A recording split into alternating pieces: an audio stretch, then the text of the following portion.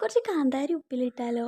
അപ്പോൾ കാന്താരി ഉപ്പിലിടുമ്പോൾ കുറച്ച് ശ്രദ്ധിക്കേണ്ട കാര്യങ്ങൾ ഇതിൽ പറയുന്നുണ്ട് കേട്ടോ. നന്നായിട്ട് കഴുകിയെടുത്തതിന് ശേഷം വെള്ളമൊന്നും ഇല്ലയെന്ന് ഉറപ്പ് വരുത്തുക. ഇങ്ങനെ ഒരു ടവൽ വെച്ചിട്ട് വെള്ളമൊക്കെ ഒപ്പിയെടുക്കുക കേട്ടോ. എന്നിട്ട് കുറച്ച് നേരം ഉണക്കിയെടുത്തതിന് ശേഷം വെള്ളമൊന്നും ഇല്ലാത്ത ഒരു ചില്ലിൻ്റെ ബോട്ടിൽ തന്നെ ഇടണം കേട്ടോ. അപ്പം ഞാൻ നിറച്ച് കൊടുത്തിട്ടുണ്ട് ഇങ്ങനെ.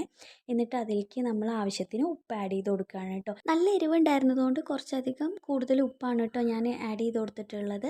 എന്നിട്ട് ഇതിലേക്ക് നമ്മൾ വിനാഗിരി ആഡ് ചെയ്ത് കൊടുക്കുകയാണ് കേട്ടോ. ഞാനിങ്ങനെ ഒരു ചെറിയ ഗ്ലാസ്സിന് ഒരു 1/4 ഗ്ലാസ് വിനാഗിരിയാണ് കേട്ടോ ആഡ് ചെയ്ത് കൊടുത്തത്. പിന്നെ തിളപ്പിച്ചാറിയ വെള്ളം ഉണ്ടല്ലോ, അതും അതേ അളവിൽ തന്നെ, അതായത് 1/4 ഗ്ലാസ് തന്നെ ആഡ് ചെയ്ത് കൊടുക്കുക കേട്ടോ. എന്നിട്ട് ഒരു സ്പൂൺ വെച്ചിട്ട് നന്നായിട്ട് ഇളക്കി കൊടുക്കുക. സ്പൂണിലൊന്നും വെള്ളം ഉണ്ടായിരുന്നില്ല കേട്ടോ, നന്നായിട്ട് ഉണക്കിയെടുത്ത ഒരു സ്പൂണാണ്.